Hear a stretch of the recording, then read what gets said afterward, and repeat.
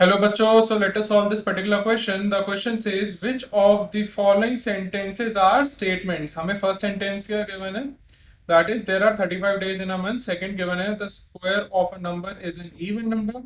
And third given है answer this question. तो हमें ये three statements given है. So हमारा पहले हम देख लेते हैं हमारा यहाँ key concept क्या use हो रहा है. ये हमारा mathematical reasoning का question है. ठीक है? So according to that, अगर हमारे पास कोई sentence given है, ठीक है, अगर वो सेंटेंस या फिर तो ट्रू है या फिर तो फॉल्स है, पर बट नॉट बोथ, ठीक है, इनमें से एक होना चाहिए पर दोनों नहीं होने चाहिए।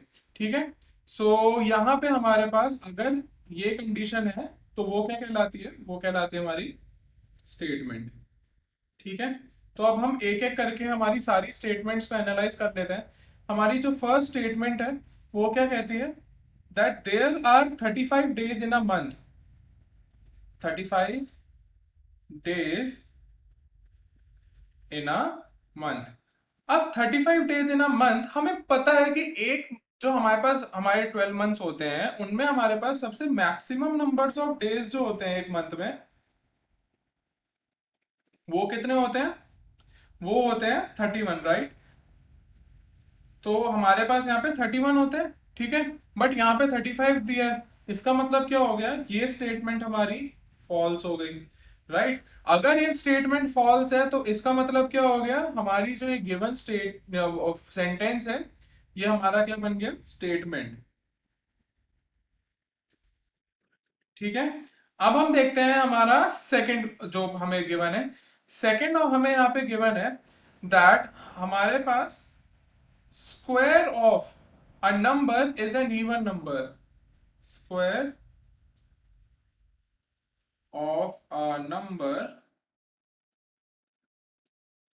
is even number.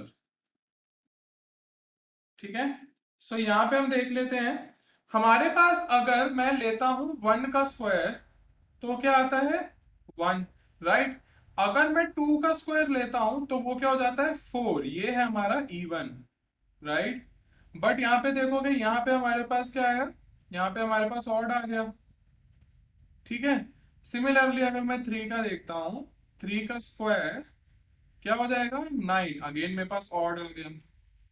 ठीक है, 4 का स्क्वायर देखता हूं तो क्या हो गया यहाँ पे 16, ये अब फिर मेरे पास इवन आ गया।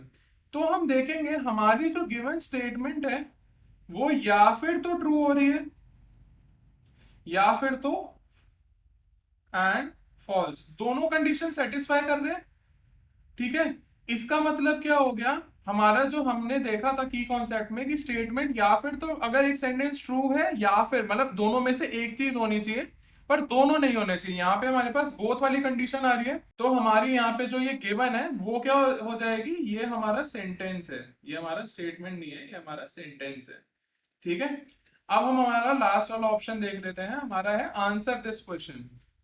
हमारे पास थर्ड पार्ट गिवन है, that is answer this question. यहां पे देखोगे, यहां पे ना तो ये ट्रू है ना तो ये फॉल्स है, राइट, ना दोनों है।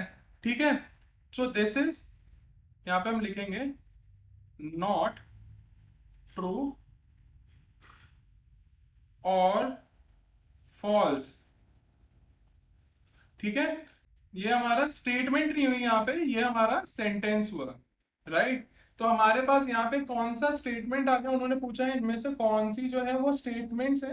तो हमारे पास हमारा करेक्ट ऑप्शन आएगा option 1। I hope you got the concept behind this question, best of luck.